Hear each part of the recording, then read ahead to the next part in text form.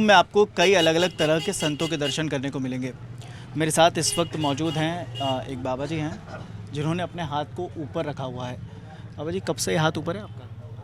2011 से। मतलब 14 साल से ये ऊपर ही है। हाँ जी, अनुष्ठान चल रहा है ना हमारा तपस्या। इसको हठ योग कहते हैं या अनुष्ठान?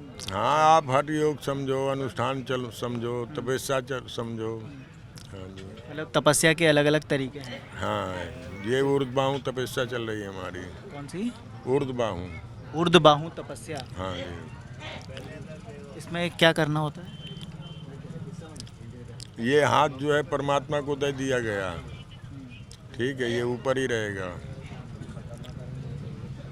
मतलब शरीर का एक अंग अपने हाथ परमात्मा को समर्पित कर दिया। हाँ, इससे कुछ भी नहीं, खाली क्या है, इससे भजन ही है, परमात्मा के लिए है। सिर्फ परमात्मा का भजन है। हाँ, महाकुंभ में आपने स्नान किया तब भी ये हाथ ऊपर है? ये अखंड ही ऊपर रहता है।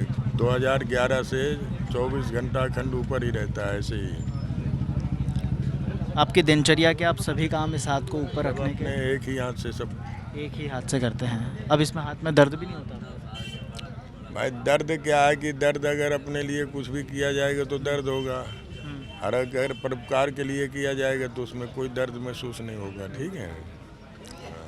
महाकुंभ का मतलब आप भक्तों को कैसे बताएंगे कि महाकुंभ क्या है? महाकुंभ 150 वर्ष में आ रहा है, 140 वर्ष में इसका मुहूर्त है। बहुत अच्छा मुहूर्त है। सभी भक्तों को, सभी जनता को यही कहेंगे कि आकर के स्नान करें गंगा माई में, आनंद लें, अपने जीवन को कल्याण करें, ठीक है। विश्व कल्याण के लिए महाकुंभ ज़रूरी है। जरूरी है।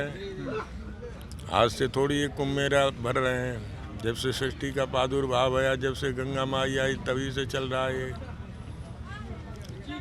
आपने गले में रुद्राक्ष भी धारण कर रखा है, इसका भी कुछ महत्व होता है? ये हम लोगों की गुरु कंठी है। गुरु कंठी है ये। ये गुरु महाराज का बाना है।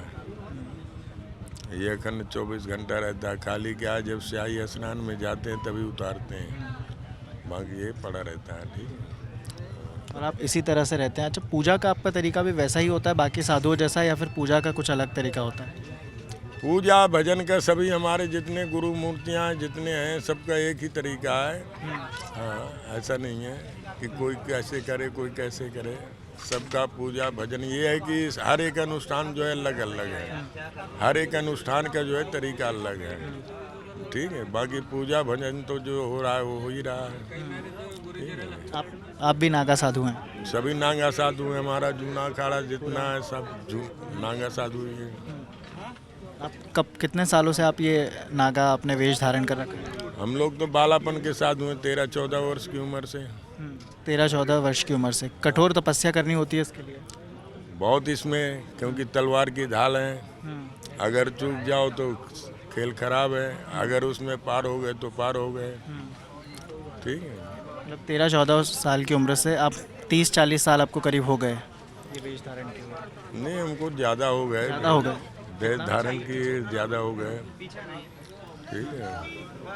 वेश धारण किए बहुत ज़्यादा हो गए, ऐसा नहीं है कि 30-40 वर्ष हो गए, ज़्यादा हो गए। ज़्यादा समय हो गया। काम चल रहा है ना, सामने आके खड़े हुए आप। आपको तमीज है? अच्छा, महाकुंभ में जो भक्त आए हुए हैं देश दुनिया से, विदेशों से जो लोग आए हैं, क्या कहना चाहेंगे आप विदेशों से? कैसे भारत की संस्कृति को अपनाया जा सकता है? देखो, ये हमारा सनातन धर्म है।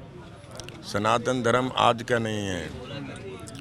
जब से सृष्टि का प्रादुर्भाव है, सृष्टि के प्रादुर्भाव के होने के पहले से ही सनातन धर्म चल रहा है, ठीक है। और ये सूर्य उदय से लेके सूर्य अस्त तक हमारा सनातन धर्म ही है।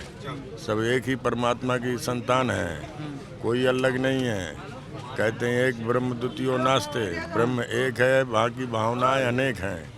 इसलिए हर एक भावनाओं को छोड़ करके अपने धर्म को, अपने सनातन धर्म को सभी पहचानें, और सभी आ करके गंगा जी में डुबकी लगाएं, अपने जीवन को कल्याण करें, ठीक है।